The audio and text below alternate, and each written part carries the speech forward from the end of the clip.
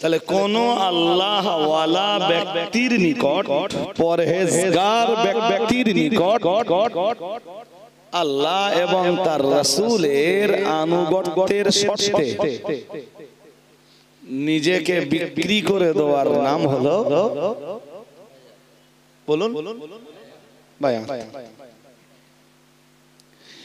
এই বায়াতের প্রমাণ রয়েছে 28 পারা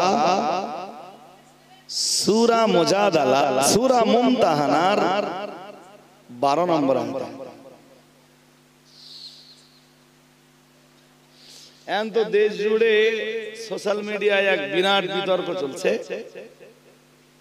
বিতর্কটা হলো যে পীর প্রথা এ নাকি ভারত, বাংলাদেশ আর পাকিস্তান ছাড়া পৃথিবীর আর কোথাও নেই।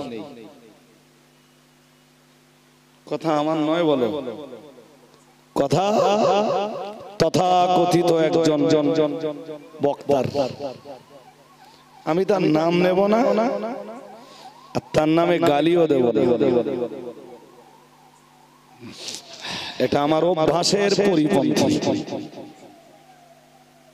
জি, বিষয়টা ধাপে ধাপে বুঝলে আপনাদের কাছে ক্লিয়ার হবে। আর আমি বলছি, পীর ওলিরা মুরিদদেরকে যে বায়াত করে থাকেন, এই বায়াতের প্রমাণ কোরআন শরীফে বিদ্যমান। এক জায়গায় না, বহু জায়গায় এই বায়াতের প্রমাণ হাদিস শরীফের বহু হাদিসে বিদ্যমান।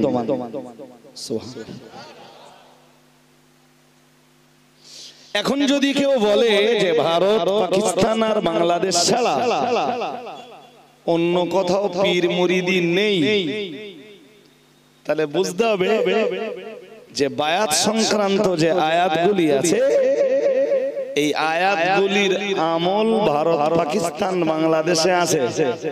যদি বক্তার কথা ঠিক হয়, বাকি অন্য অন্য কান্ট্রির লোকেরা এই আয়াতগুলোর প্রতি আমল করে না। আমার কথা বুঝেছেন?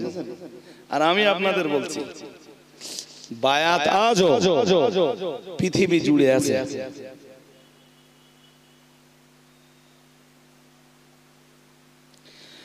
तमाम पृथ्वी जुड़े ही बायात আছে।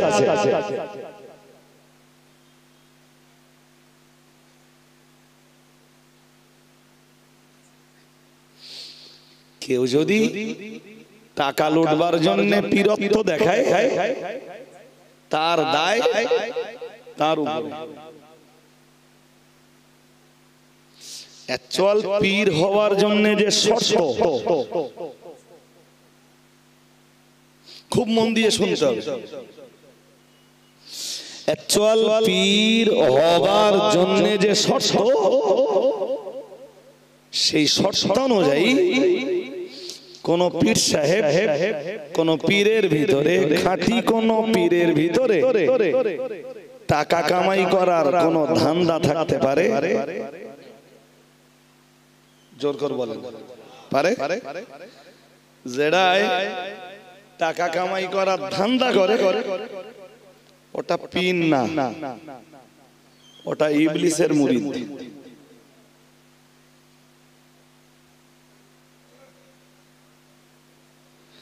যেটা পীর মুরিদির নামে কারবার খুলে বসেছে, আমিও তো বলছি ওটা পীর না।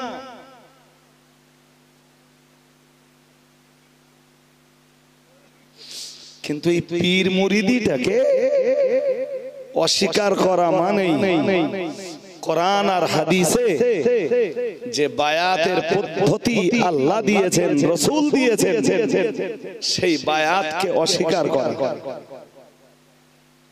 যেটা একজন মানুষকে কুফরির দরজা পর্যন্ত পৌঁছে দিতে পারে।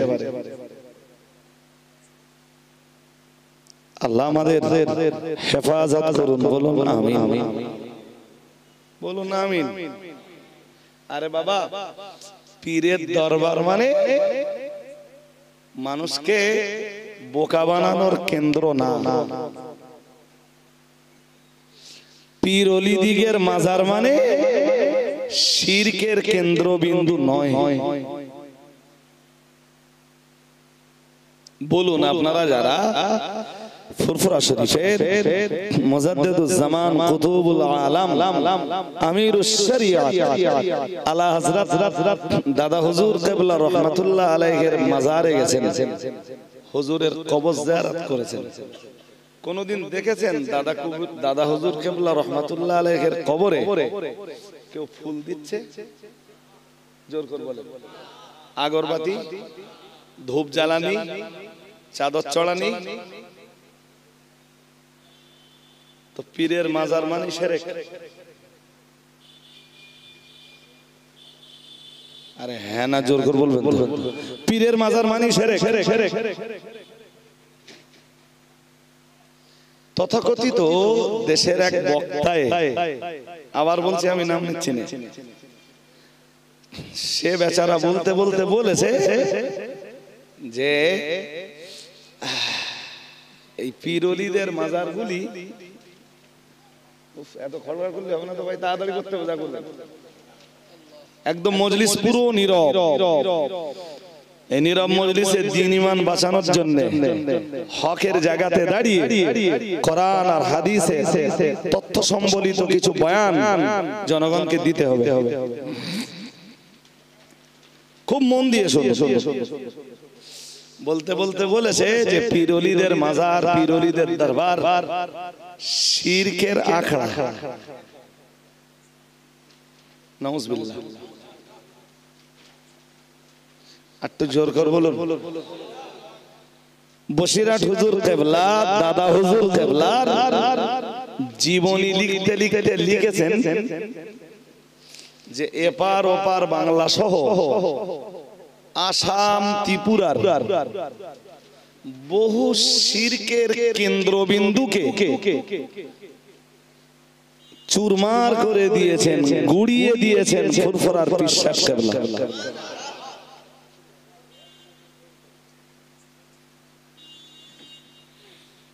এদেশের মুসলমানরা তখন শীতলা পুজো করত, ফুরফুরা শরীফের পীর সাহেব কিবলা তা বন্ধ করে দিলেন।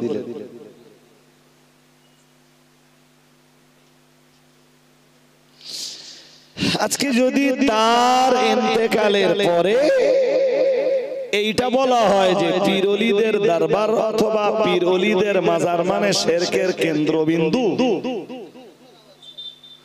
জি, তাহলে আলটিমেটলি বলতেই হয় যে এটা ফুরফুরা শরীফের পীর সাহেব হুজুর কিবলার নামে একটি অপবাদ, ভিন্ন আর কিছুই হতে পারে। এর বিরুদ্ধে প্রতিবাদের আওয়াজ কেউ না তুললেও বাংলার মাটিতে অল ইন্ডিয়া সুন্নাত ওয়াল জামাতের আলেমরা তার প্রতিবাদ করবে, এবং তা কোরআন হাদিস দিয়ে, গাল দিয়ে নয়।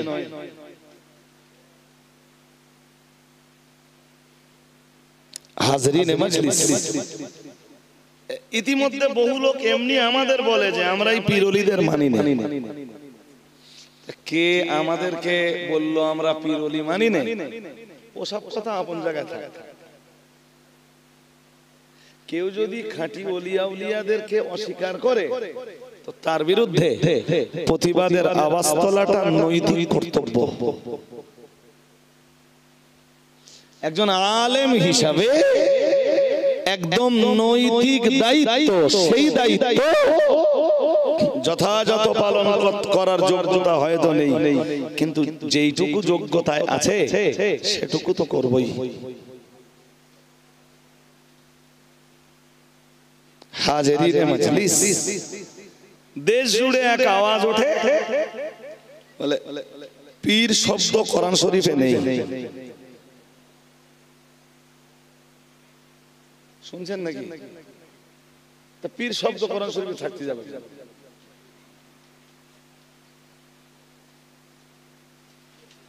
পীর শব্দ কোরআন শরীফে থাকতে যাবে কেন? রাত দিনে 5 বার করে নামাজ পড়ি, মন দিয়ে শুনে বুঝে উত্তর দেবেন। রাত দিনে 5 বার করে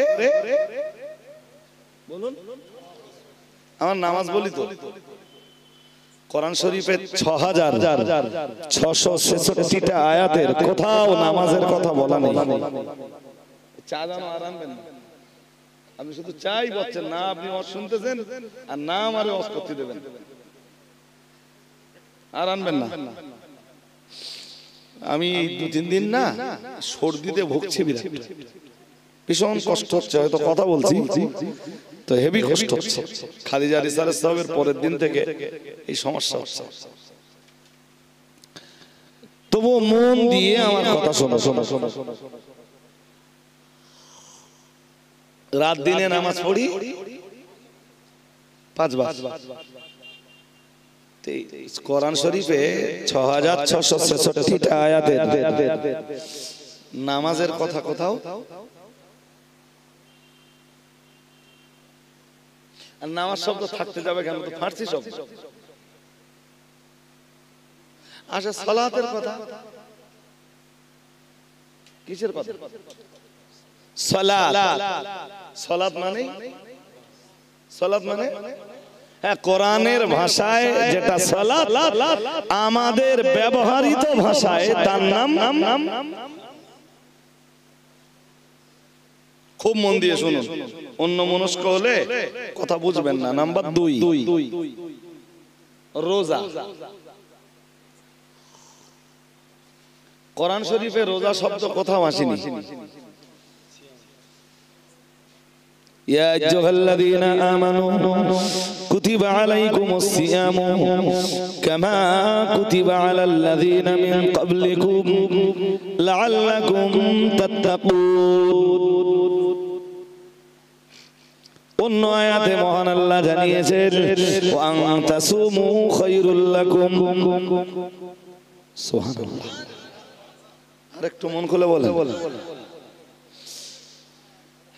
কোরআনে শব্দ ব্যবহৃত হয়েছে সাওম বা সিয়াম। মন দিতে হবে, আবার ওদিকে মন যাচ্ছে কেন আপনাদের? যা পারে হোক, আপনাদের মনোযোগ নষ্ট হলে হবে না।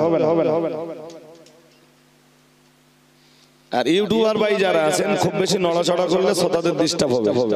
একবার লাগিয়ে দিয়ে চুপ করে বসে থাকেন, ওদিকে যা পারে হোক। মন দিয়ে শোনো, কোরআন শরীফে রোজা শব্দ নেই, শব্দ এসছে বলুন সিয়াম। সাওম বা মানা রোজা। তাহলে কোরআনের ভাষায় যেটা সাওম, আমাদের ভাষায় সেটা বলুন।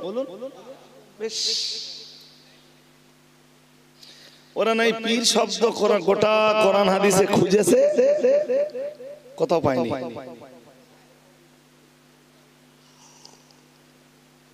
আচ্ছা, তোমরা পীর শব্দ পাওনি, কোরআনে মুর্শিদ শব্দটা পেয়েছো? কি শব্দ? কোরআন শরীফে এসেছে ওয়ালিজাম মুর্শিদা। ওয়ালিজাম মুর্শিদা। পীর শব্দ পাওনি, মুর্শিদ শব্দটা কি পেয়েছো?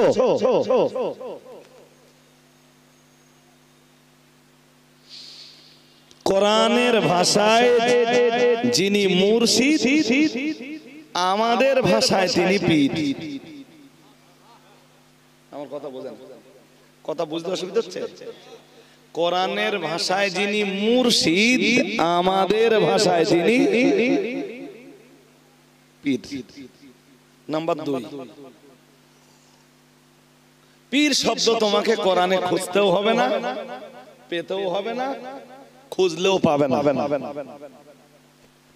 যেমন নামাজ শব্দটা, রোজা শব্দটা কোরআন শরীফে খুঁজে পাওয়া যায় না, অনুরূপ ভাবে পীর শব্দও খুঁজে পাওয়া যায়।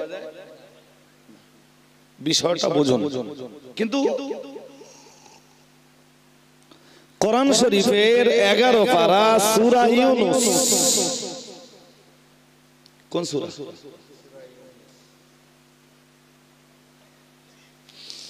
সূরা ইউনূসের ভিতরে মহান আল্লাহ জানিয়েছেন আলা ইন্না আউলিয়া আল্লাহি লা খাউফুন আলাইহিম ওয়ালা হুম ইয়াহজানুন।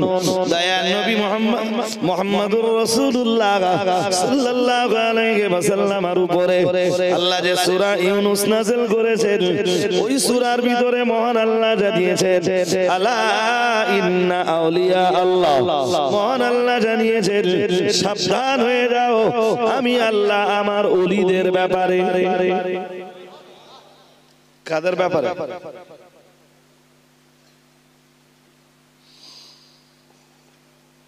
নবীদের কথা বলতেছেন না ওলিদের কথা?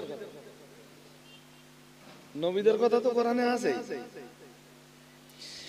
এই আয়াতের ভিতরে আল্লাহ এই মানব মণ্ডলীকে ওলিদের ব্যাপারে সাবধান করে দিচ্ছেন। আলা ইন্না আউলিয়া আল্লাহি, মহান আল্লাহ জানিয়েছেন আমার ওলি বান্দাদের ব্যাপারে সাবধান হয়ে যাও, লা খাউফুন আলাইহিম ওয়ালা হুম ইয়াহজানুন। আল্লাহ পাক রব্বুল আলামিন জানিয়েছেন না না না না না, তাদের কোনো ভয়ও নেই গো, আর তাদের কোনো চিন্তাও নেই গো।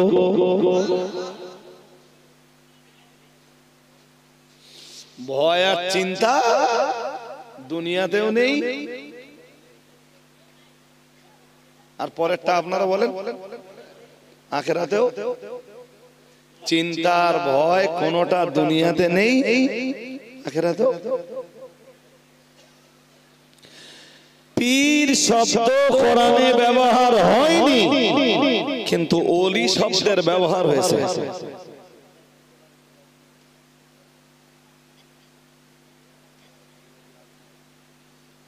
হ্যাঁ, দেশ জুড়ে সোশ্যাল মিডিয়াতে এইটা বিরাট ভাইরাল হচ্ছে জি, যে পীর শব্দ কোরআনে নেই, পীর শব্দে শব্দ হাদিসে নেই, এটা নাই পুরো জালিয়াতি। আর একটু জোর করে বলেন।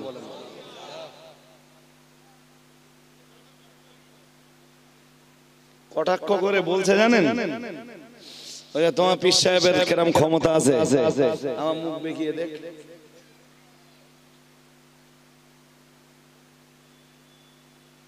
মানে এসব কিচ্ছু না ভাই, খাঁটি ওলিয়া আউলিয়া যারা, তাদের কারামতকে অস্বীকার করার নামান্তর।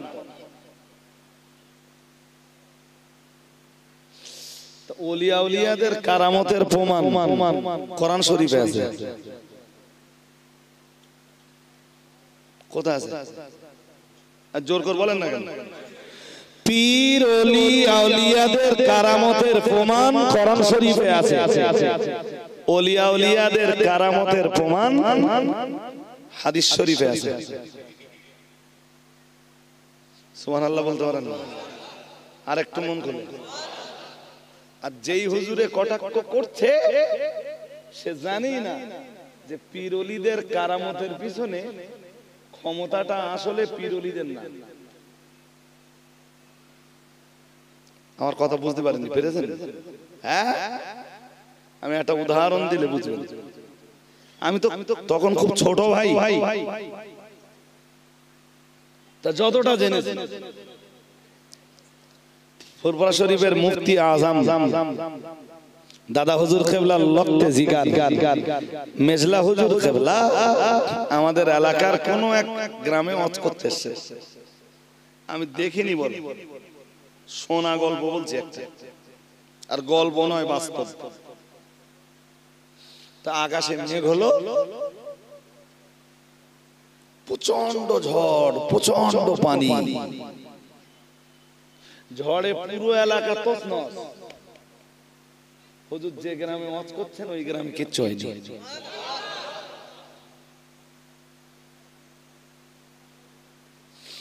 আবার জীবনে এমনও ঘটেছে যে আল্লাহর কোন ওলি বান্দা ওয়াজ করতে এসেছে, সব গ্রামে ঝড়, হুজুর যেই গ্রামে ওয়াজ করতে এসেছেন সেই গ্রামেও ঝড়। কথা শুনছেন নাকি? এবার বলুন এই কারামতের মূল ক্ষমতা পীর সাহেবের না আল্লাহ?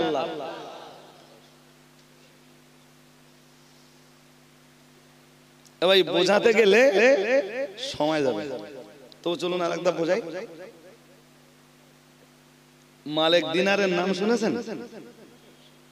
মালিক দিনার দুনিয়া বরেণ্য একজন ওলি।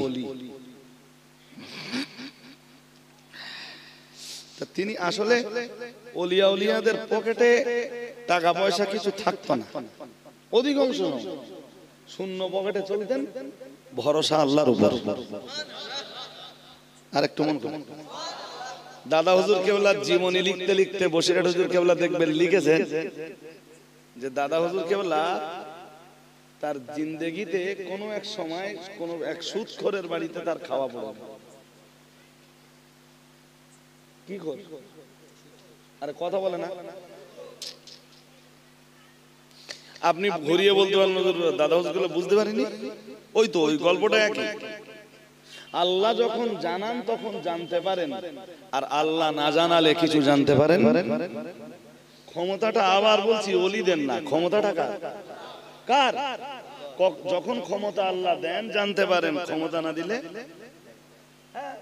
আবার ওই দাদা হুজুর কেবলাকে ওই বাংলাদেশে একজন একটা ডাব কিনে এনেছে, একটা ডাব নিয়ে এসেছে কেটে একদম, জি এনে বলছে হুজুর ডাবটা খেয়ে নেন। আমরাও গেলে বহু জলসায় বলে। আজকে দুপুরবেলা একটা প্রোগ্রাম ছিল যেখানে কালমা খালির অনুষ্ঠান, আল্লাহ কিচ্ছু খাবো না, আমি আমার খাওয়ার জন্য পিড়াপিড়ি করলে হবে না, না খেয়ে আমার দেহ ঠিক থাকে। তো হুজুর বাড়ির কাছে ডাব পেড়েছি, সকালবেলা আপনার জন্য খাবেন না একটা অন্তত খান? তাহলে তো আমি এই নাম্বার পরে একটা ডাব দিবেন কোন মনের বড্ড ইচ্ছা হচ্ছে, একটা দিবেন কোন। আলেম ওলামারা গেলে রাত জাগা বিপুল পরিশ্রম, তো হুজুর একটা ডাব খান, কিছু না খান ডাবের বাবের। দাদা হুজুর কেবলার জন্য ডাব একদম কেটে নিয়ে এসছে, হুজুর একটা ডাব। তো দাদা হুজুর কেবলা কিচ্ছু বললেন না। লোকটা আবার বলছে হুজুর একটা ডাব এনেছিলাম। পীর সাহেব হুজুর বললেন বাবা ডাব এনেছো? জি জি হুজুর। তো ডাব তোমার নিজের গাছে? জি হুজুর, আমার নিজের জমিতে এই ডাব গাছ, সেই গাছের ডাব। দাদা বিশ্বাস কেবলা বললেন মনে পড়ে তোমার কোন টাকা দিয়ে ওই জমিটা কিনেছিলে?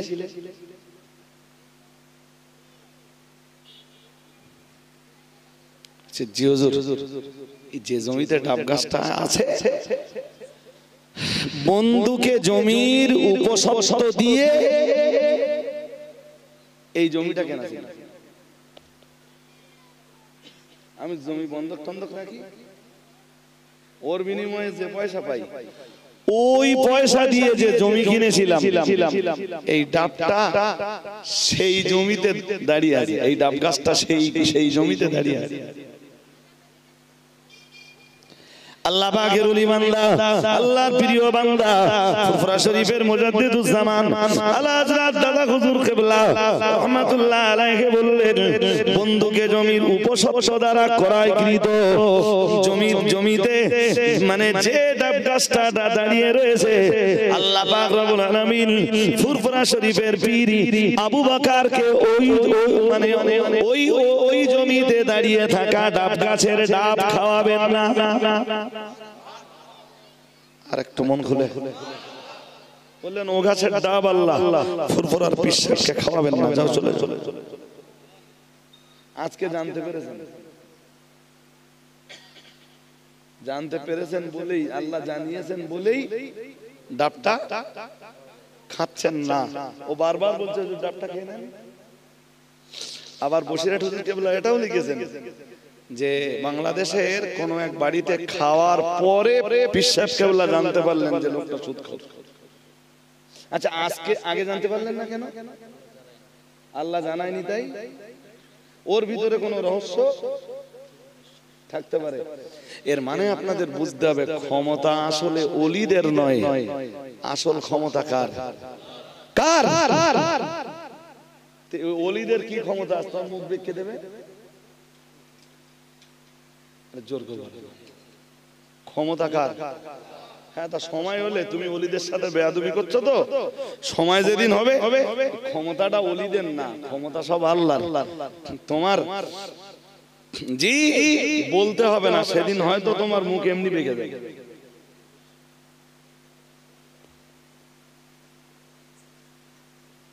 আমার কথা বুঝেননি? হ্যাঁ, হয়তো তোমার মুখ বেঁকে যাবে, হয়তো তোমার হাত এমনি পড়ে যাবে। আমি আবার বলছি, যেন ভুল বুঝে বাড়ি যাবেন না, আর আমার বক্তব্যের অপব্যাখ্যা যেন কেউ করবেন না। একবার উল্টো করে বললে আমি বিপদে পড়ে যাব। পৃথিবীতে যত ওলিয়া উলিয়া এসেছেন, এই সমস্ত ওলিয়া উলিয়ারা না, এনাদের নিজস্ব কোনো ক্ষমতা নেই, ক্ষমতা সব কার? হ্যাঁ, এনারা তো আল্লাহর গোলাম, তা গোলামের আবার ক্ষমতা কি? ক্ষমতা মালিকের, ক্ষমতা কার? ক্ষমতা মনিবের। হযরত মালিক দিনারের পকেটে পয়সা নেই, তার নদী পার হতে হবে। তখন তো এত বৃষ্টি ছিল না,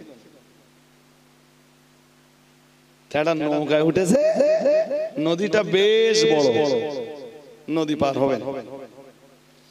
মাঝিরা পয়সা চাচ্ছে, মালিক দিনার বললেন, দেখো ভাই, আমার পয়সা নেই, হয় তুমি মাফ করে দাও, আর নইলে আমি তোমার কাছে ঋণী থাকলাম, আমি সময় মতো তোমারে পয়সা শোধ করে দেব ইনশাআল্লাহ।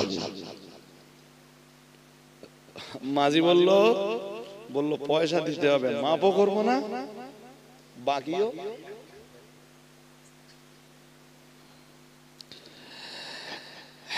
নৌকা তখন মাঝ নদীতে, হযরত মালিক দিনারের উপরে অত্যাচার শুরু হলো।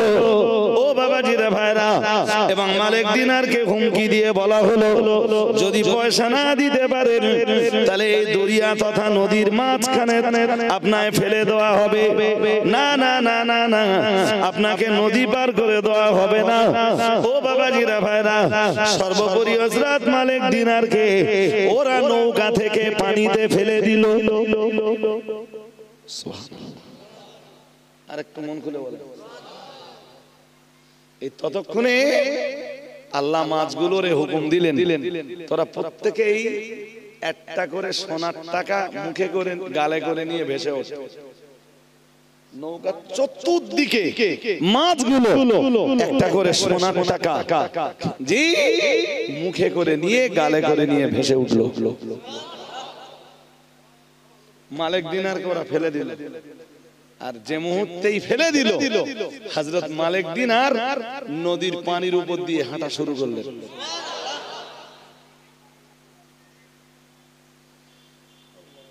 কথা শুনছেন নাকি? আমার জীবনী বলার ইচ্ছা না, আসলে ইচ্ছাটা কি বলেন দিন? আচ্ছা, যে লোকটা পানির উপর দিয়ে হাঁটার ক্ষমতা রাখে, নৌকায় উঠে ঝামেলা করার দরকার ছিল? তো নৌকায় উঠেছ কেন? উত্তর দেন। এর অ্যান্সার ওই একই, আল্লাহ তখন ক্ষমতা দেয়নি, পরে আল্লাহ ক্ষমতাটা দান করেছে। আরেকটু মন খুলে।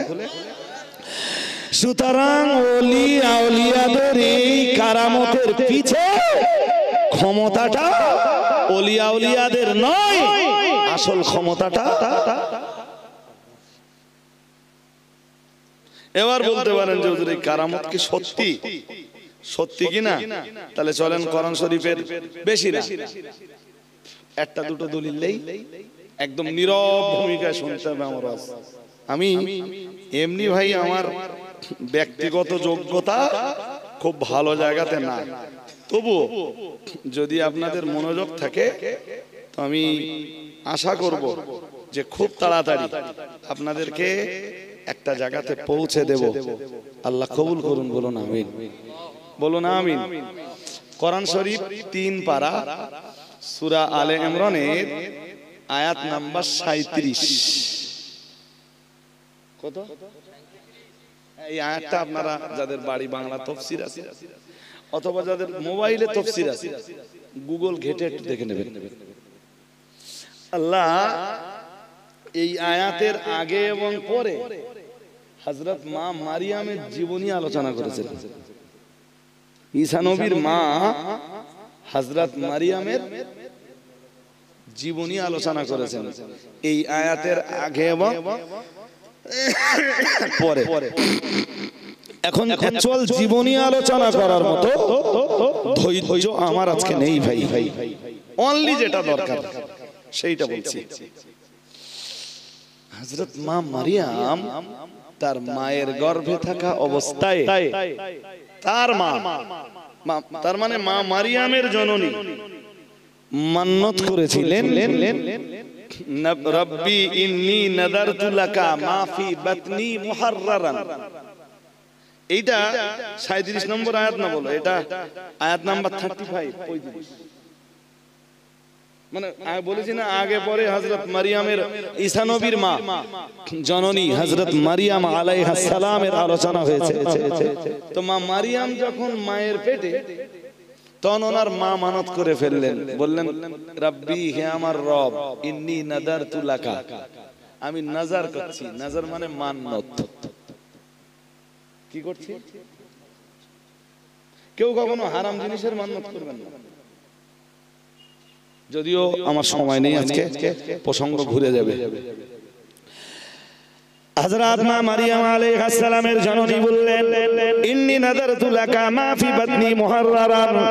ও রব্বুল আলামিন আল্লাহ, আমি হান্না বিনতে ফাকুস হযরত মারিয়ামের মায়ের নাম, তিনি মান্নত করে বসলেন, আল্লাহকে ডাক দিয়ে বললেন আল্লাহ আমি মান্নত করছি মা ফি বাতনি মুহাররারান ফাতাকাব্বাল মিন্নি। ও রব্বুল আলামিন, আমার গর্ভের ভিতরে যে সন্তান আছে এই সন্তানটা পৃথিবীতে আসবার পরে আল্লাহ এই সন্তানটাকে আপনার দ্বীনের সেবার জন্য কাজে লাগিয়ে দিব। আর একটু মন খুলে বলে ওরে একদম স্বাধীন করে দেব, মুক্ত করে দেব, শুধু দ্বীনের খেদমতের জন্য। কিসের জন্য? এই দোয়াটাই আল্লাহর কাছে করবেন যারা বাবা আছেন, সন্তান যাদের আছে এই দোয়াটা করবেন, আমার সন্তানের কাছে আমি কিচ্ছু চাই না, বুড়ো বয়সে খেতে চাই না। শুনছেন নাকি? বুড়ো বয়সে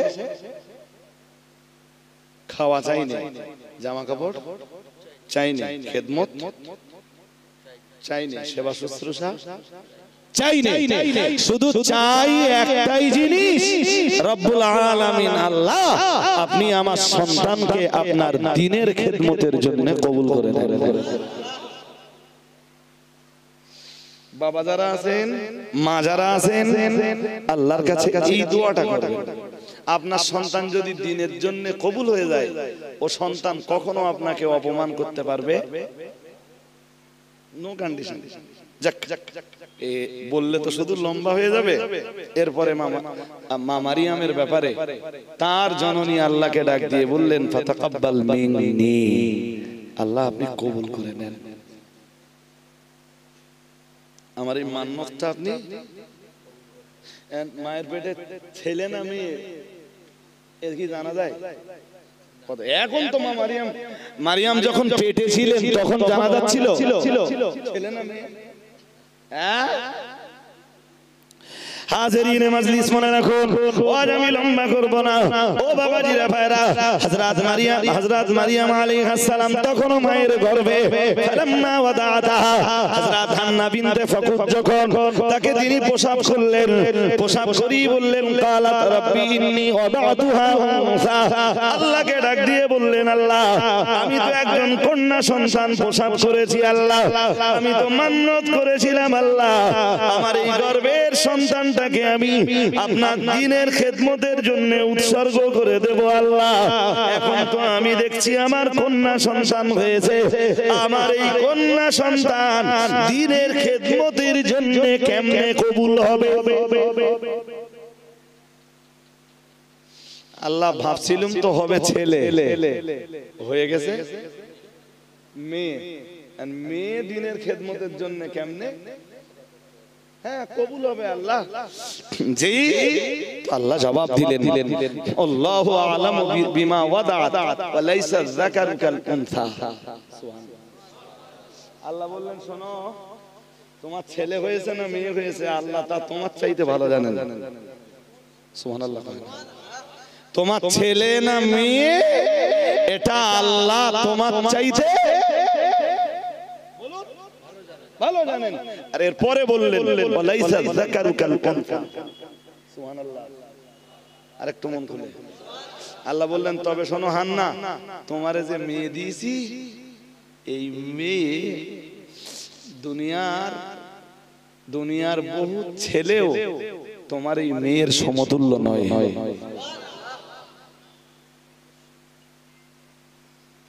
শুনছেন নাকি?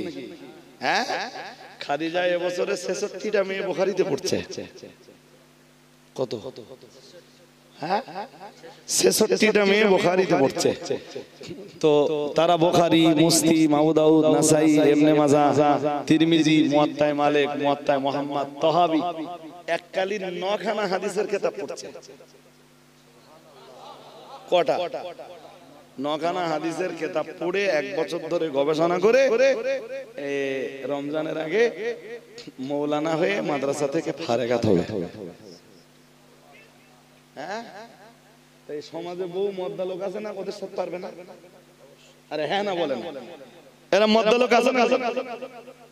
এক হাদিসও জানে না, এক হাদিসও জানে না, এরা মদ্দা লোক দুনিয়া আছে না? নেই। তো ওই সমস্ত মদ্দা লোকেরা এই সব মেয়েদের সাথে পারবে? আল্লাহ ওইটাই বললেন লাইসা যাকারু কাল উনসা, ছেলে নয় মেয়ের মতো।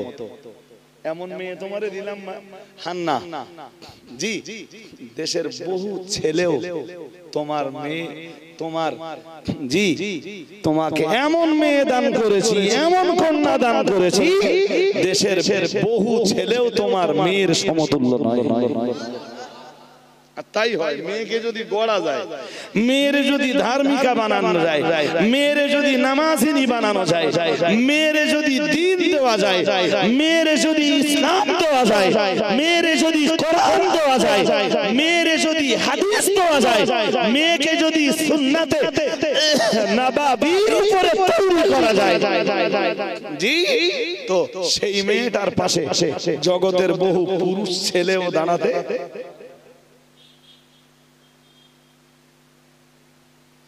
আমার সময় থাকলে আমি আরো ব্যাখ্যা করে শোনাতাম।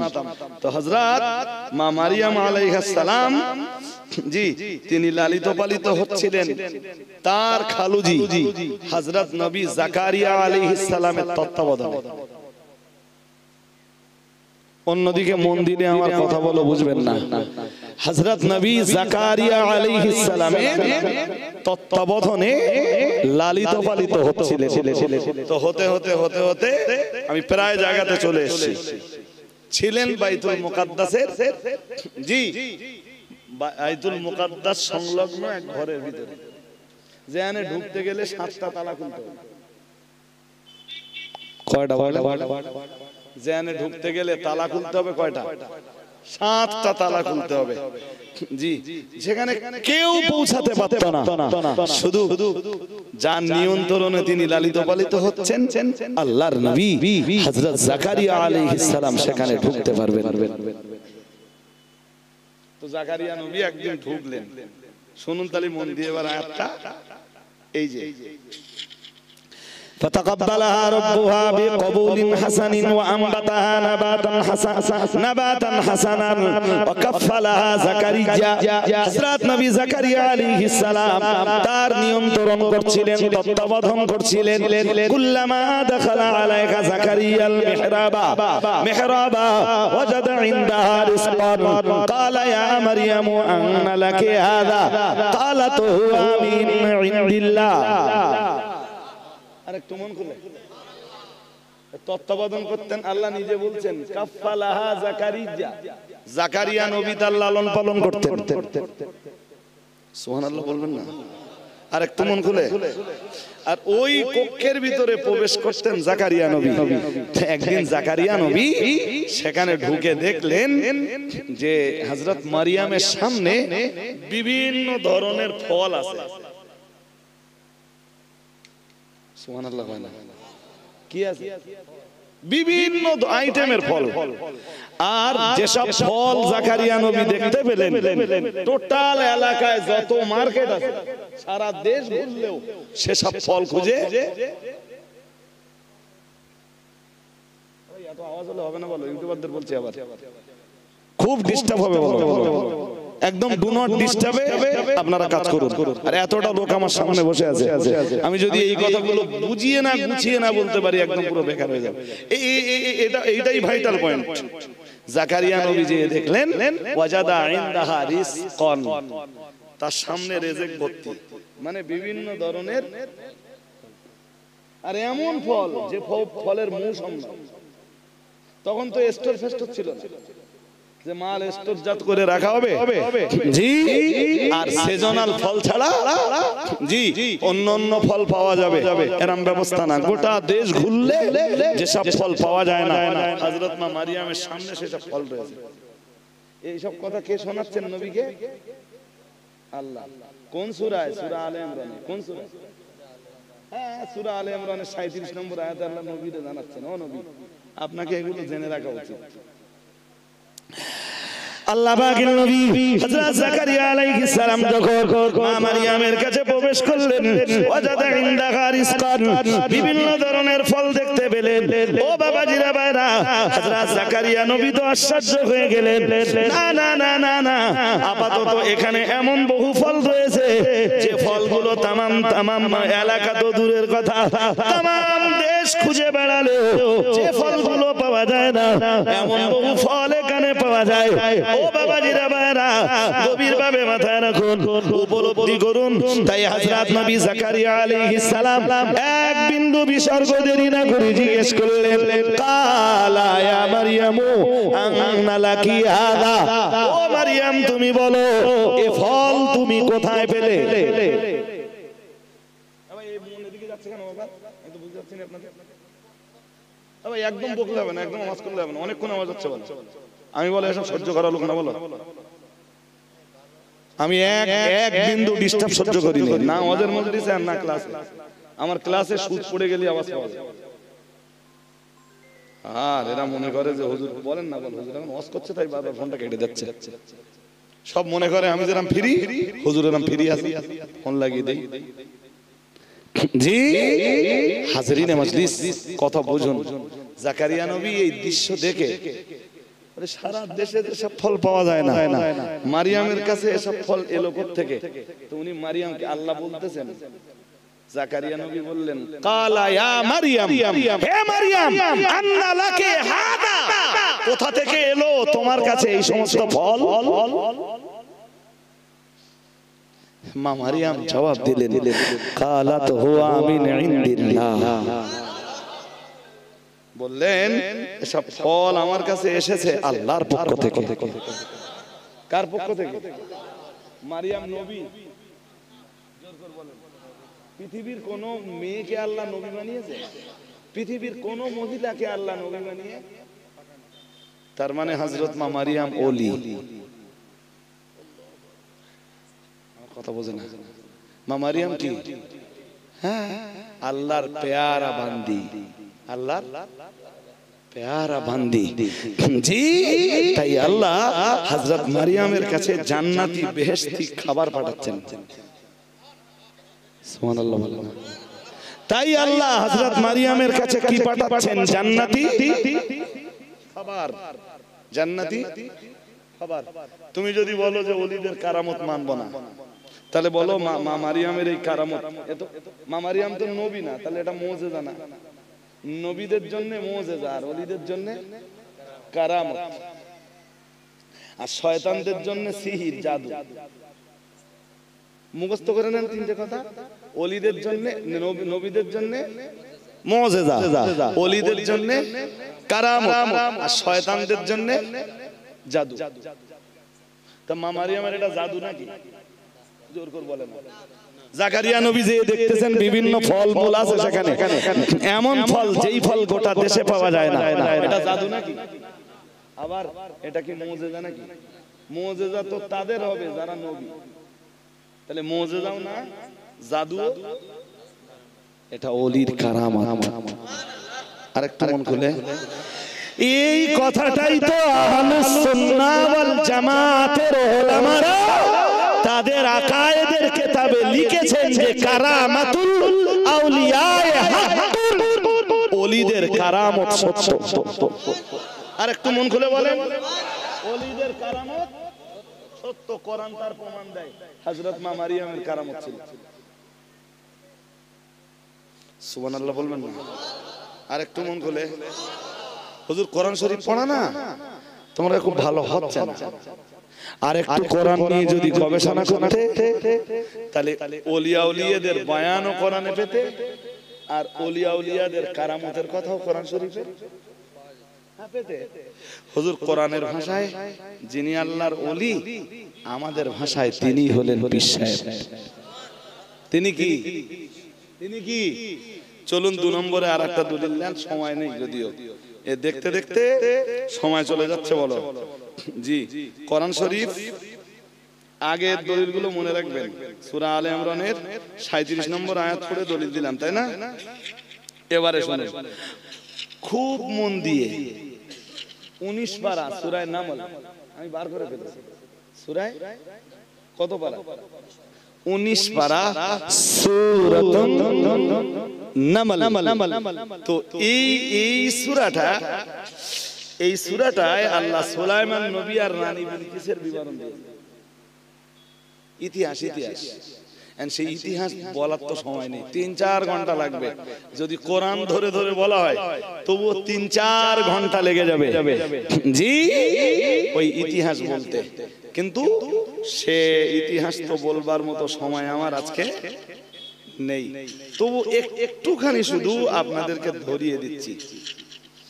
হুদহুদ পাখি যখন, মনে পড়ে আপনাদের? কি পাখি? হুদহুদ পাখি যখন এসে বলল যে আমি এক সম্রাজ্ঞী, এমন একজন নারীর সাম্রাজ্য থেকে ঘুরে এসেছি, সেখানে যে দেখেছি তাদের নেতৃত্ব দিচ্ছে একজন মহিলা। এরপরে কথা তো অনেক, যা সার কথা হলো হযরত নবী সুলাইমান আলাইহিস সালাম, হযরত নবী সুলাইমান আলাইহিস সালাম রানী বিলকিসকে চিঠি দিলেন। চিঠিতে লিখলেন ইন্নাহু মিন সুলাইমান ওয়া ইন্নাহু বিসমিল্লাহির রহমানির রহিম ফালা তা'লু আলাইয়া ওয়া আতুনি মুসলিমিন। একদম সোজা সোজা লিখলেন ইন্নাহু মিন সুলাইমান। এই চিঠি যাচ্ছে সুলাইমান নবীর দরবার থেকে। কোন নবীর দরবার থেকে? ওয়া ইন্নাহু বিসমিল্লাহির রহমানির। এবার শুরু করছেন কার নাম নিয়ে? এরপরে সুলাইমান নবী বেশি কিছু লিখলেন না, বললেন ফালা তা'লু আলাইয়া। আমি শুনেছি রানী বিলকিস তোমার বিরাট ক্ষমতা, কিন্তু আমার উপরে ক্ষমতা দেখাতে যেও না। আমার যে ক্ষমতাটা আছে আসলে এই ক্ষমতাটা আমার না, এই ক্ষমতাটা আল্লাহর। কথা বলেন না। সুলাইমান নবী বললেন আমাকে যে ক্ষমতাটা আমার আছে, এই ক্ষমতাটা আসলে আমার নয়, এই ক্ষমতার মালিকানা আসলে আমার নয়, এই ক্ষমতাটা আমার আল্লাহর। ফালা তা'লু আলাইয়া, আমার উপর বাড়াবাড়ি করো না, ঘাড় মুটকে দেব। ওয়া আতুনি মুসলিমিন, আর তুমি আমার কাছে এসে মুসলমান হয়ে যাও। কি হয়ে যাও? আল্লাহর আইন মানে নয়। ব্যাখ্যা সব আপন জায়গায় থাক জি। শেষ পর্যন্ত রানী বিলকিস সুলাইমান নবীর দরবারে আসবার সিদ্ধান্ত নিল যে আমি সেখানে যাব। হাজিরে মাজলিস। তার আগে রানী বিলকিস সুলাইমান নবীকে পরীক্ষা করে নিল যে উনি আল্লাহ প্রেরিত কোনো মেসেঞ্জার না দুনিয়ার সাধারণ কোনো রাজা বাদশা।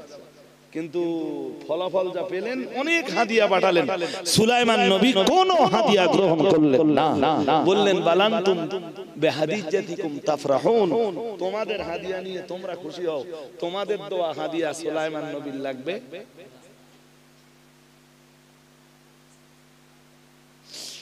নবীরা না তাদের নবুয়াতকে কখনো পয়সায় বিক্রি করে দেয় না। খাঁটি পীর ওলিরা তাদের বেলায়েতটাকে কখনো পয়সায় বিক্রি করে দেয় না। হাক্কানি রাব্বানি আলেমরা তাদের ইলমকে কখনো দুনিয়ার জন্য বিক্রি করে দেয় না। আরেকটু মন খুলে বলুন হাজিরিনে মজলিস, শেষমেশ রানী বিলকিস আসবার সিদ্ধান্ত নিলেন সুলাইমান নবীর দরবারে। সুলাইমান নবী এবার একটা দরবার বসালেন। দরবার বেশি বললেন রানী বিলকিস বেরিয়েছে এবং আসবার মতো হয়ে গেছে। খুব মন দিয়ে শুনুন, রানী বিলকিস বেরিয়েছেন এবং আসবার মতো হয়ে গেছেন।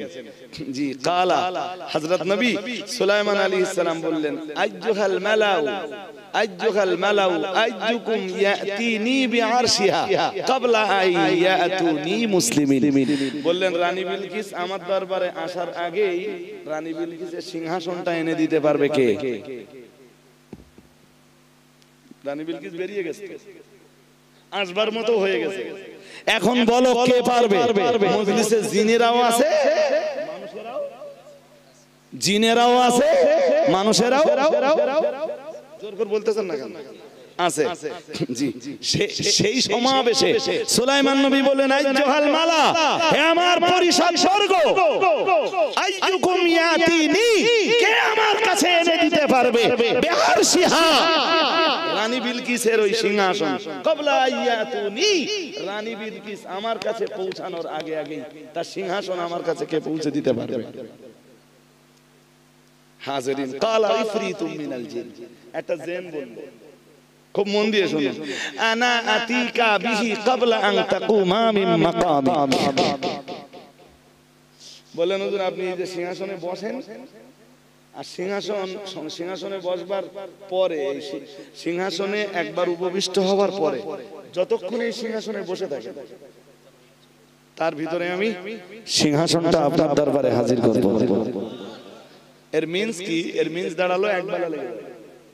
সকালবেলা সুলাইমান নবী সিংহাসনে বসলে সিংহাসনটা ছাড়বেন তো দুপুর বেলা, হ্যাঁ না বলেন? সাধারণত হিসাব তাই। বললেন হুজুর এই এক বেলায় এনে দেব। কয় বেলা? এক বেলায়। আল্লাহ পাকের নবী সুলাইমান আলাইহিস সালামের কথার জবাবে জিন বলল ওয়া ইন্নী আলাইহি লাকাবিয়্যুন আমিন, এবং এ ব্যাপারে আমি শক্তিশালী এবং নিরাপদ। ও বাবাজিরা ভাইরা মনে রাখুন, আল্লাহ পাকের নবী সুলাইমান বললেন তার চাইতে আরো আগে পারবে কে?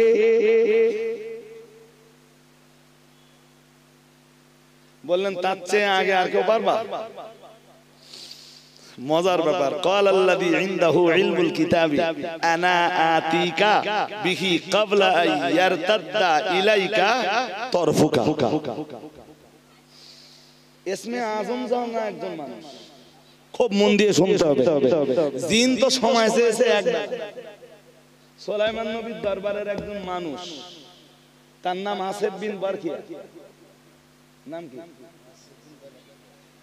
আল্লাহর ওলি মানুষ। কথা বলে না, কি মানুষ? আল্লাহর ওলি মানুষ। এই তো বলাই হচ্ছে ক্বালাল্লাযী ইনদাহু ইলমুম মিনাল কিতাব, সুলাইমান নবীর দরবারে একজন মানুষ ছিলেন যার কাছে ছিল কিতাবের ইলম, এবং যিনি ওই ইলম অনুযায়ী জীবন কায়েম করেছিলেন। সুবহানাল্লাহ বলো। সে কি বলল জানেন? বলল আনা আতিকা বিহি ক্বাবলা আইয়ারতাদ্দা ইলাইকা তরফুক। বললেন আপনার চোখের পলক পড়ার আগেই আমি আপনার দরবারে রানী বিলকিসের সিংহাসন হাজির করে দেব। কতক্ষণ সময় নেবে? চোখ সে পাতা দুটো এক জায়গায় করতে যতক্ষণ সময়, ততক্ষণের ভিতরে আমি রানী বিলকিসের সিংহাসন আপনার দরবারে এনে দেব। ক্ষমতা জিনদের বেশি না মানুষদের বেশি? জোর করে বলে না। আর আর সত্যি সত্যি ওই অল্পক্ষণের ভিতরে জি ফালাম্মা রাআহু মুস্তাকিরান ইনদাহু ক্বালা হাযা মিন ফাদলি রাব্বি। এই অল্পক্ষণের ভিতরেই, এই অল্পক্ষণ চোখের পলক পড়তে না পড়তেই আসিফ বিন বারখিয়া এতটা দূর থেকে সাবা প্রদেশ থেকে রানী বিলকিসের সিংহাসন হযরত নবী সুলাইমানের দরবারে হাজির করে দিলেন। এই বললেন হাযা মিন ফাদলি রাব্বি, বললেন এটা আমার আল্লাহর দয়া। আসিফ বিন বারখিয়া কোন নবী ছিলেন? নবী ছিলেন না। এবারে বলুন এটা তার কারামত না মুজিজা? কারামত না মুজিজা? কারামত। এই জন্যই তো আহলুস সুন্নাহ ওয়াল জামাতের আলেমরা এই ব্যাপারে একমত, কারামাতুল আউলিয়া হাক্কুন, ওলিদের কারামত সত্য সত্য সত্য। আরেকটু মন খুলে বলেন। তার প্রমাণ রয়েছে 3 পারা সূরা আলে ইমরানের 37 নম্বর আয়াতে। সুবহানাল্লাহ বলুন। তার প্রমাণ রয়েছে, মন দিয়ে শুনুন, তার প্রমাণ রয়েছে কোরআন শরীফের 19 পারা সূরা নামলের 40 নম্বর আয়াতে।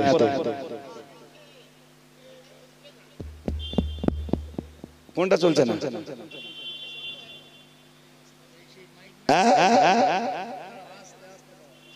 এই বড় বক্সটা চলছে না? ও তে মাই গলার এমনি আমি উঠে মানা করেছিলাম যে ভাই এই বক্সটা চালাস না তুই, এই ছোটটা। ওরা কথা শোনে না, আপনারা কথা বললে হবে না, সবাই ওরা আসতে দেন। ওই এই ছোট বক্সটা আমি চালাতে মানা করেছিলাম না? কই ছিল? কই আমি ছোট বক্সটা বলেছিলাম মনিটরটা চালিও না। মনিটর চালালে সবচেয়ে ক্ষতি বেশি হয় গলার।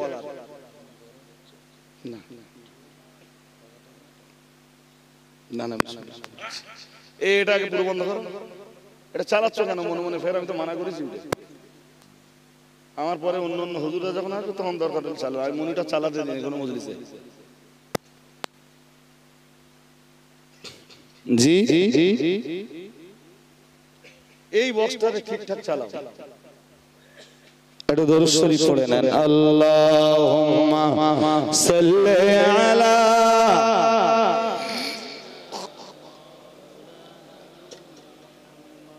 ওয়া আলা আলি সাইয়্যিদিনা।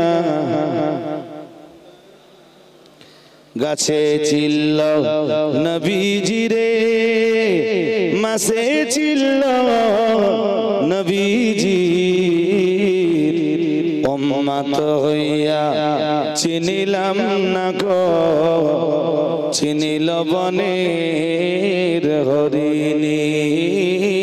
আল্লাহুম্মা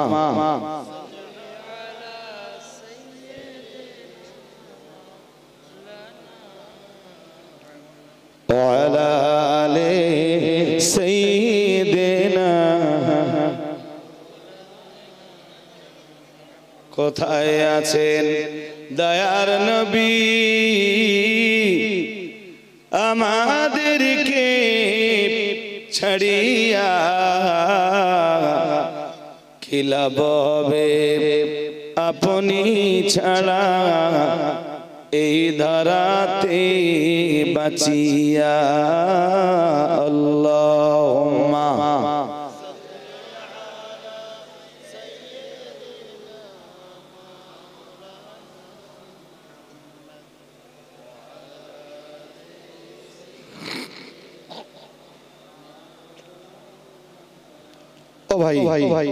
এই পর্যন্ত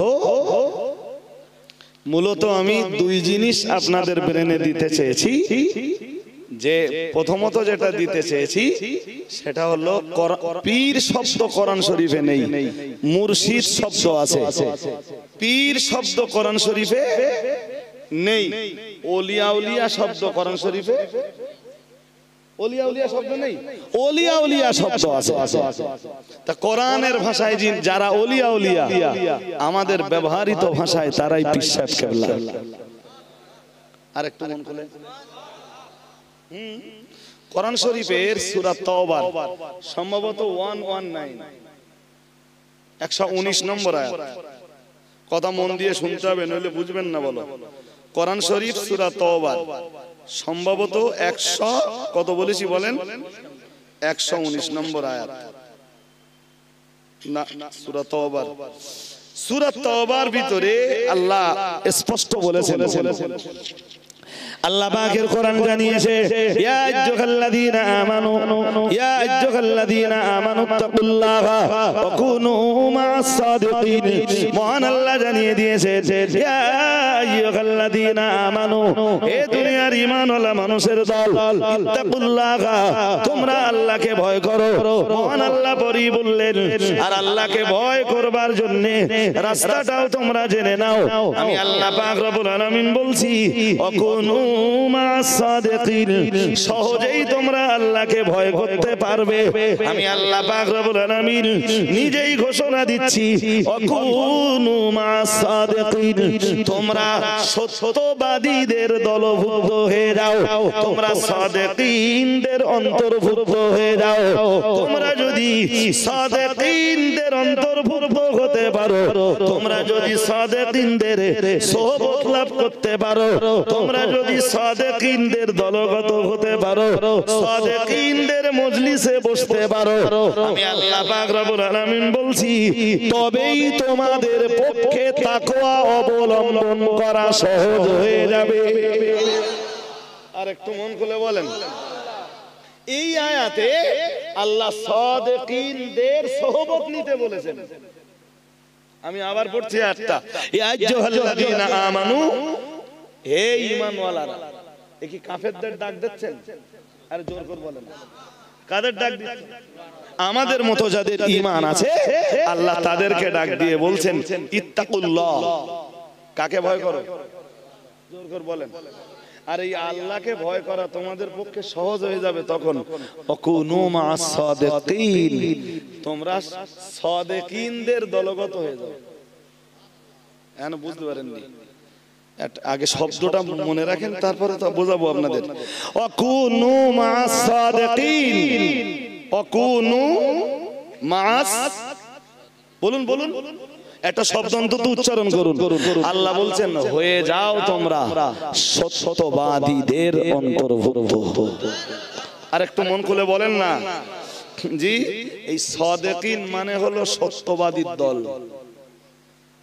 কিসের দল হ্যাঁ ওলিয়া উলিয়ারা মিথ্যা কথা কয় জোর করে বলেন ওলিয়া উলিয়ারা মিথ্যা কথা কয় হ্যাঁ নিতান্ত বড্ড নাদান যারা তারাই বলতে পারে হ্যাঁ কয়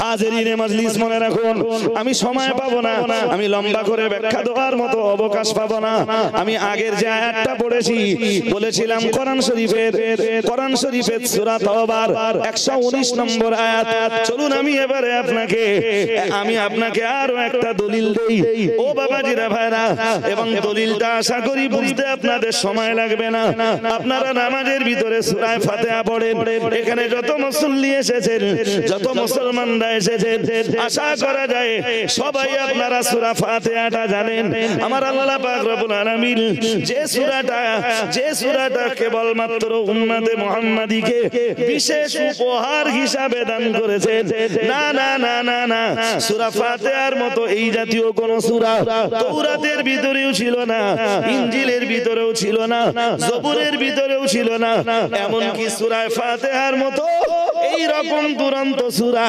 আল্লাহ পাক রব্বুল আলামিন কোরআনুল কারীমেও দ্বিতীয় কোনটা দেননি ও বাবাজিরা ভাইরা সূরা ফাতিহা দিয়ে নামাজ শুরু করতে হয় নবী আমার জানিয়ে দিয়েছেন লা সালাতা ইল্লা বিফাতিহাতিল কিতাব সূরা ফাতিহা ছাড়া নামাজ হয় না হয় না হয় না ও বাবাজিরা ভাইরা গভীরভাবে উপলব্ধি করুন যদিও ওই হাদিস আমি ব্যাখ্যা দিতে যাচ্ছি না তাহলে আমরা যারাই নামাজ আদায় করব সূরা ফাতিহা পড়া লাগবে ইমামের পিছনে যখন পড়ব ইমাম সূরা ফাতিহা পড়বেন আমরা শুনবো ইমামের পড়াটাই আমাদের জন্য পড়বার শামিল বলে গণ্য হবে ইমামের কিরাতটাই মুক্তাদির কিরাত হিসাবে বিবেচিত হবে ও বাবাজিরা ভাইরা ও ব্যাখ্যা কোন জায়গায় থাক সূরা ফাতিহা আমরা যখন পড়বো আমরা বলবো আলহামদুলিল্লাহি রাব্বিল আলামিন। সমস্ত প্রশংসা রব্বুল আলামিনের জন্য, সমস্ত প্রশংসা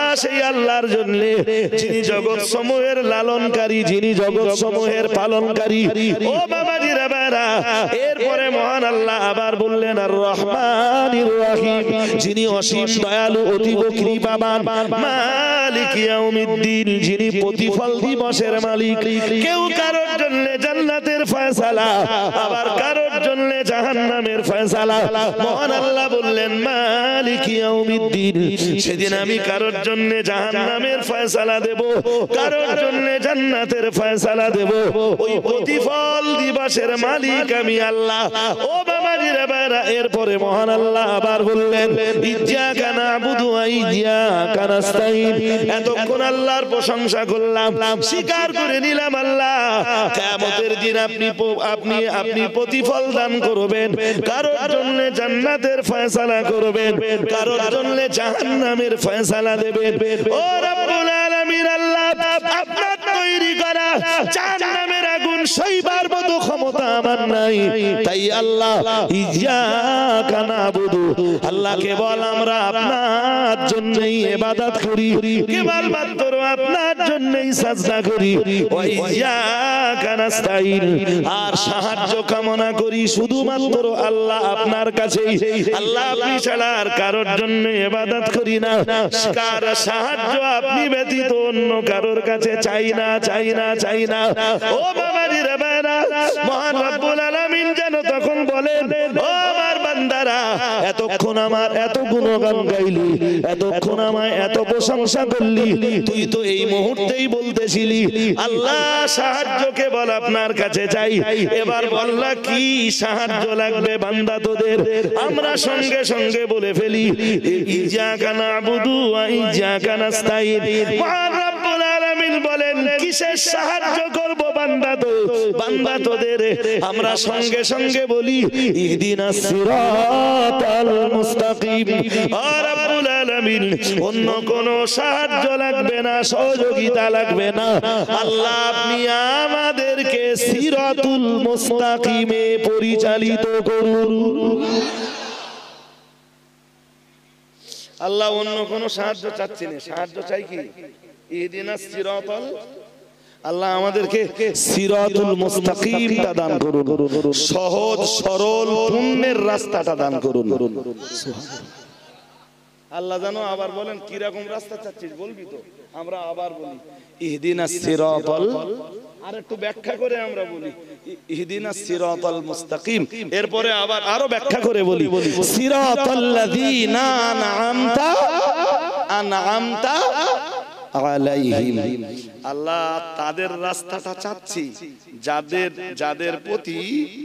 যাদের প্রতি আপনি নেয়ামত নাযিল করেছেন, আপনার পথে চলবার কারণে যাদের প্রতি আপনি নেয়ামত নাযিল করেছেন আল্লাহ তাদের রাস্তাটা চাচ্ছি।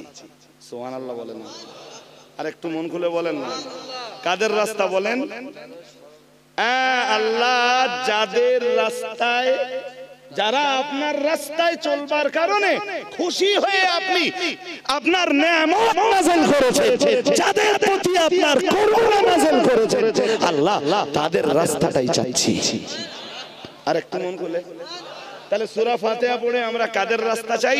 আল্লাহর নেয়ামত প্রাপ্ত বান্দাদের রাস্তা। কাদের রাস্তা বলেন? এটা তো ভালো করে বলতে হবে, সবার বলতে হবে। নেয়ামত প্রাপ্ত আল্লাহর রাস্তায় চলবার কারণে আল্লাহ যাদেরকে নেয়ামত দান করেছেন আমরা তাদের রাস্তাটা চাই। আর একটু মন করে এবার চলুন সূরা ফাতিহার ওই আয়াতের ব্যাখ্যা দেই।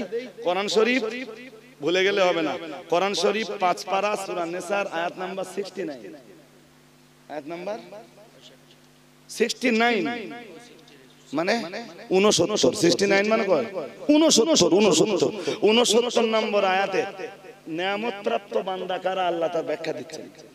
সূরা ফাতিহায় চাচ্ছি আমরা নেয়ামত প্রাপ্ত বান্দাদের রাস্তা, আর সূরা নিসার 69 নম্বর আয়াতে আল্লাহ নেয়ামত প্রাপ্ত বান্দা কারা তার তাফসীর আল্লাহ নিজে শোনাচ্ছেন আমাদেরকে। সুবহানাল্লাহ। আরেকটু আপনাদের যদি অসুবিধা না হয় তাহলে আয়াতটা পড়ে দেই নাকি? আমি বার করেও ফেলেছি। আল্লাহ পাকের কোরআন জানিয়েছে ফাউলাইকা মাআল্লাযীনা আন'আমাল্লাহু আলাইহিম মিনান নাবিয়্যিনা ওয়াস-সিদ্দীকিনা ওয়াশ-শুহাদা'i ওয়াস-সালিহিন ওয়া হাসুনা উলাইকা রাফীকা। মহান আল্লাহ জানিয়েছেন ফাউলাইকা মাআল্লাযীনা আন'আমাল্লাহু আলাইহিম মিনান নাবিয়্যিন। মহান আল্লাহ জানিয়েছেন এই পৃথিবীতে আল্লাহ নিয়ামত দান করেছেন নবীদের উপরে।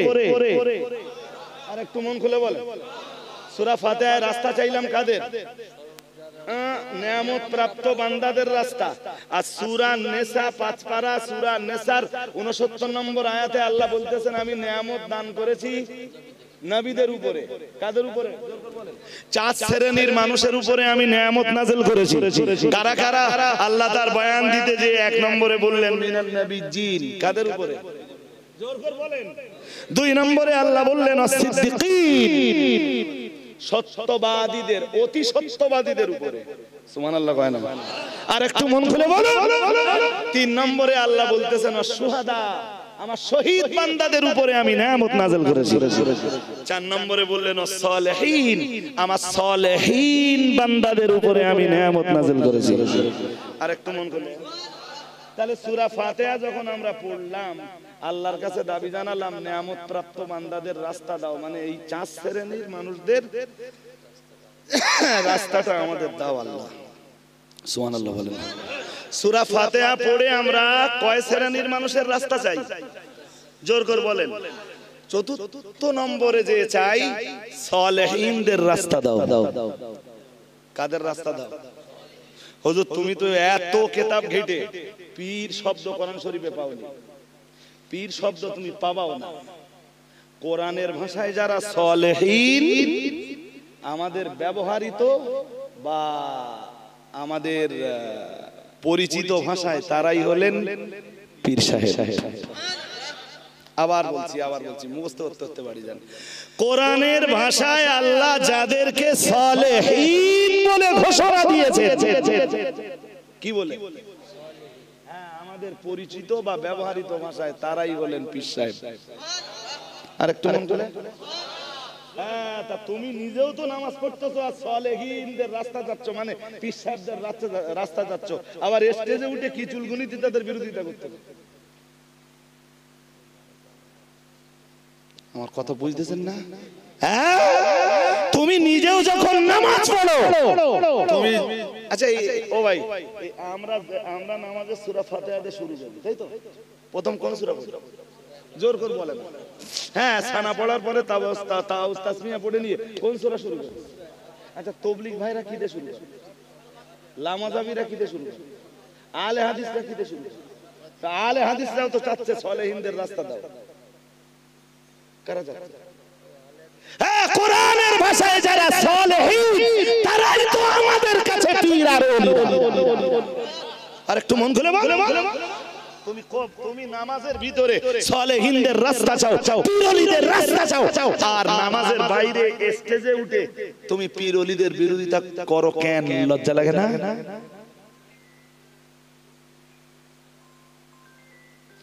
বুঝতে অসুবিধা হচ্ছে নাকি?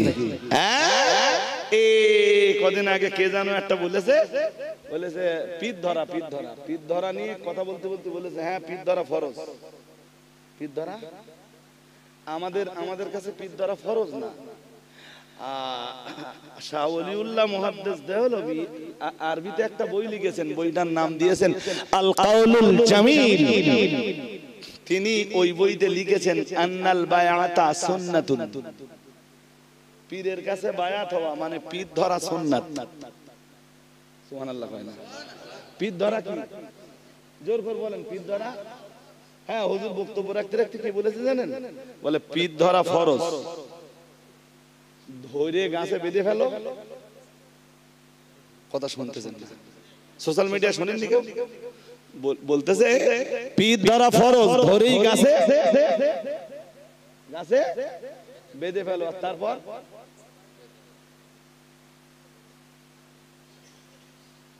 হুজুর তোমার দায়িত্ব দিচ্ছি, ইহদিনাস সিরাতাল মুস্তাকিম সিরাতাল লাযিনা আন'আমতা আলাইহিম।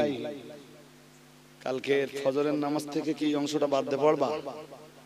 যদি বাদ দে না পড়ো তাহলে ওলিয়া উলিয়াদের পিছনে লেগো না। হ্যাঁ হ্যাঁ, টাকা কামাই করার ধান্দা যাদের আছে, আমিও তো তাদের দুশমন, আমিও তাদের শত্রু। আমি পীর ওলিদের পীর মুরিদিকে বিশ্বাস করি, মনে প্রাণে বিশ্বাস করি। শাহ ওলিউল্লাহ মুহাদ্দিস দেওলভী যখন পীরের কাছে বায়াত হওয়াটা সুন্নাত লিখেছে, তোমার বাবার বাবা পূর্বপুরুষদের কারোর জন্ম হয়নি তখন। তুমি খবর রাখো, তুমি জানো শাহ ওলিউল্লাহ মুহাদ্দিস দেওলভী কেতনা বড় আলেম? যার লেখা বই না পড়লে সারা পৃথিবীর কোন ছেলে মাওলানা হয় না।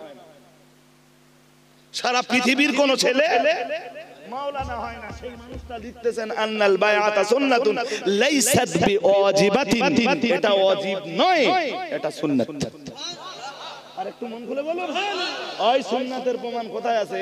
28 পারা সূরা মুমতাহানার 12 নম্বর আয়াত। আমি কি বোঝাতে পারছি নাকি? এইটা দিয়ে ও শুরু করেছিল, মনে পড়তেছে? 28 পারা সূরা মুমতাহানার 12 নম্বর আয়াত। এছাড়া কোরআন শরীফের আরো বহু জায়গায় এই পীর মুরিদির বয়ান আছে। পীর মুরিদ মিন্স বায়াতের বর্ণনা আছে। আর পীর ওলিদের কাছে গেলে তারা তো আমাদের বায়াত করায়। শিরক করার জন্য বায়াত করায় না শিরক ছাড়ার বায়াত করায়? জোর করে বলেন, শিরক করার জন্য বায়াত করায় না শিরক ছাড়ার জন্য বায়াত করায়? সুদ খাওয়ার জন্য বায়াত করায় না সুদ বর্জন করার জন্য বায়াত করায়? হুজুর এতে তোমার এত বাস পড়তেছ কেন মাথায়? তুমি চাচ্ছ নাকি যে দেশের লোক সুদ খাক?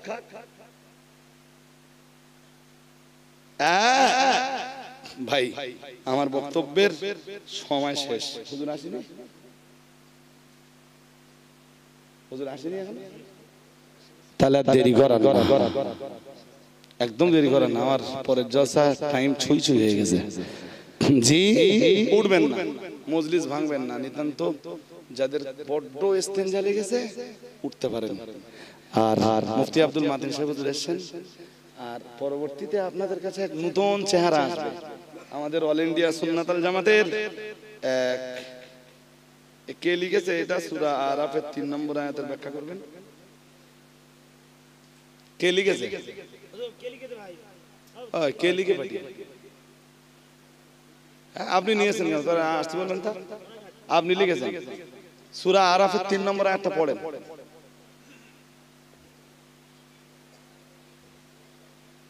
পড়ুন পড়ুন, আবার বলেন না পারেন না পারেন কি? হ্যাঁ, আমার তো, আমি হাফেজ না, আমি তো জানি না সূরা আরাফের 3 নম্বর আয়াতটা। হ্যাঁ, আচ্ছা, তা আপনি লোকদের না পাঠিয়ে আমার কাছে পাঠালে আর এতক্ষণ দেননি কেন? আমার আলটিমেটলি 9টায় টাইম শেষ হয়ে গেছে। এই 3 মিনিট স্টেজে আছি, এটা অনেক লম্বা হয়ে গেছে। জি, তো সূরা আরাফের 3 নম্বর আয়াতের সঙ্গে আপনার কি কোনো পরিচয় আছে? ওলি সম্বন্ধে কিছু বলা আছে, ওই জন্য আপনি জানতে চেয়েছেন। তো আজকে ভাই আমার না এইটা আমার পক্ষে বলা পসিবল হবে না সময়ের সংকীর্ণতার কারণে। নইলে আমার কাছে যদি শুরুতে দিতেন এইটা বা মাঝখানেও যদি দিতেন, তাহলে আমি অন্য কথা খানিকটা কম বলে অন্তত 2-3 মিনিট বা 4-5 মিনিট এই আয়াতটার উপরে একটু বলতাম। ত্রুটি বিচ্যুতি বেয়াদবি ক্ষমা করবেন। আমি নেক্সট টাইমে কখনো এলে আপনাদের কাছে তখন যদি আরেকবার একটু স্মরণ করিয়ে দেন বা আগের থেকে যদি বলে দেন যে হুজুর সূরা আরাফের 3 নম্বর আয়াতে কি বলা আছে এইটা একটু বলুন। আসলে এখানে বলা আছে ইত্তাবিউ মা উনজিলা ইলাইকুম মির রাব্বিকুম ওয়া লা তাত্তাবিউ মিন দুনিহি আউলিয়া। আমার কথা বলতে পারেননি? এখানে আউলিয়া শব্দ এসেছে, কিন্তু ওই আউলিয়া শব্দের অর্থ আর ওই আউলিয়া শব্দের এক্সপ্লানেশন সহজে আপনাদের ব্রেনে যাবে না। আমার কথা বুঝতেছেন? এই আয়াতের শুরুতে মিন সূরা আরাফের 3 নম্বর আয়াতের শুরুতে আল্লাহ বলেছেন ইত্তাবিউ মা উনজিলা ইলাইকুম মির রাব্বিকুম, তোমাদের রবের পক্ষ থেকে যেটা এসেছে তোমরা সেইটার অনুসারী হও। সূরা আরাফের 3 নম্বর আয়াতটা বলছি, ওদিকে মন দিলে হবে না, মাদ্রাসা বুঝে আয়াতটা আমি বুঝে গেছি। শুনছেন নাকি? তোমাদের রবের পক্ষ থেকে তোমাদের কাছে যেটা এসেছে তার অনুসরণ করো, তার অনুসরণ করো।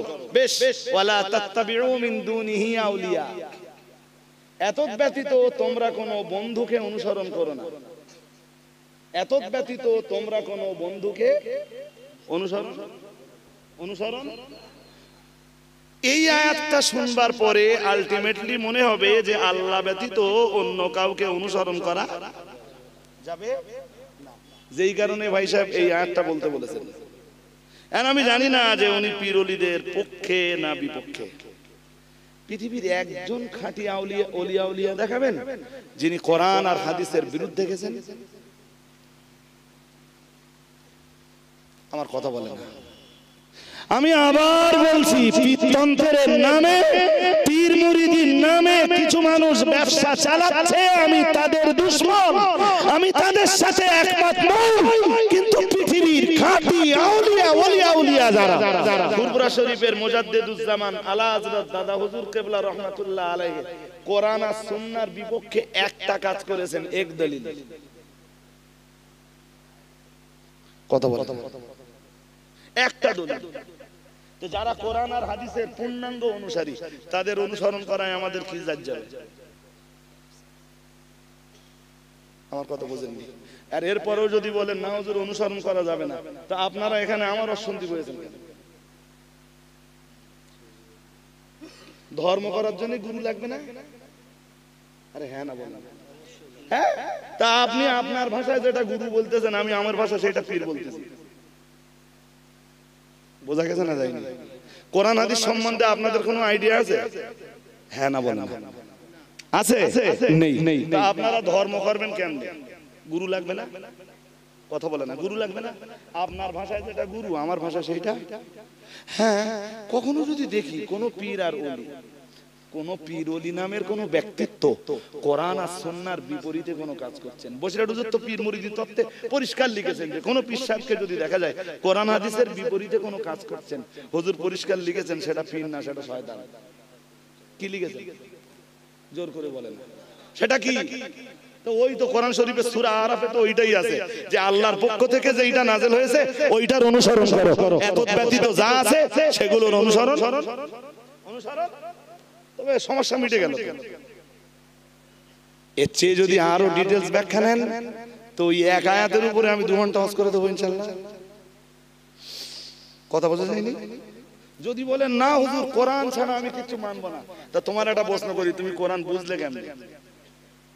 না হুজুর আমি বাংলা পড়ে বুঝেছি। ওই বাংলা অনুবাদটা কে করেছে? কোরআন শরীফের এই বাংলা ও ট্রান্সলেশনটা যে করেছে, আপনি কি 100% শিওর যে সে সঠিক করেছে? এরপরে বললেন না হুজুর সে সঠিক করেছে। তা যেই লোকটা আপনার জন্য ট্রান্সলেশন করে দিয়েছে সেই লোকটাই আপনার পীর।